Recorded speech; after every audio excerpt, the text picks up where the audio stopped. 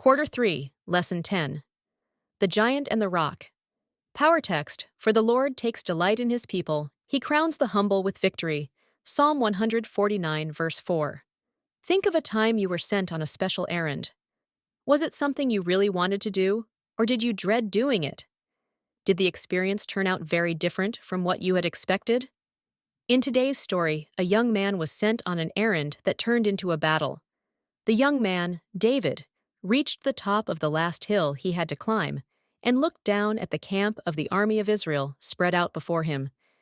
His father had sent him with supplies for his 3 older brothers, who had been camped here with the army for several weeks. Father wanted to know how things were going. "What's happening?" David called to one of the soldiers. "There's movement from the Philistines' battle lines. Our men are lining up to fight." David, looking anxious, hurried to his brothers. "What are you doing here?" Eliab greeted him with irritation. "I've brought Dot," David began, but suddenly there was silence all around him. From the lines of the Philistines, an enormous man swaggered forward. Rays of sunlight bounced off his bronze helmet and battle vest. Hanging from his back was the biggest javelin David had ever seen. A soldier walked in front of him, carrying his huge shield. "Who is that?" David asked curiously. "Shh! It's Goliath," came the answer. "Send a man over to fight me, you cowards," Goliath thundered. "If your man wins, the Philistines will be your servants. But if I win, the Israelites will be our servants." David waited for someone to accept the challenge, but no one moved. The silence made Goliath shout louder. He shook his huge spear in his rage. Shocked, David turned to his brothers. "We can't let him defy our God. Are you all afraid of the giant?" Someone reported David's comments to King Saul, and it wasn't long before David was summoned before the king. "What's this I'm hearing from my men?" Saul asked. "I don't understand," David responded. "Why don't we have the courage to fight this Philistine? If no one else will fight him, I will," he said. "You? Why, you're just a boy," the king responded. "You know nothing of battle techniques. Goliath has been trained to fight since he was a child." David faced the king. "Your servant has been keeping his father's sheep.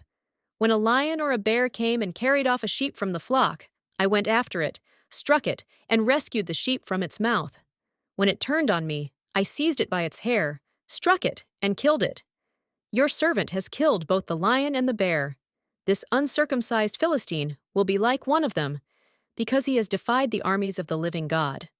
The Lord who rescued me from the paw of the lion and the paw of the bear will rescue me from the hand of this Philistine." 1 Samuel 17:34-37. The king seriously contemplated David's voluntary offer. "I will give you my permission, but you must wear my personal armor." David tried the armor on. He could hardly move in it. "Sir, it's too heavy, too awkward. Let me go without it." The king nodded his agreement. David shrugged out of the heavy armor. Picking up his shepherd's walking stick, he marched past the front lines and down into the valley. "God, this battle is yours," David prayed. As he crossed a small stream, David grabbed 5 smooth stones and put them in the bag he carried around his waist. He could see Goliath now, and he was huge, much bigger than he'd seemed from afar.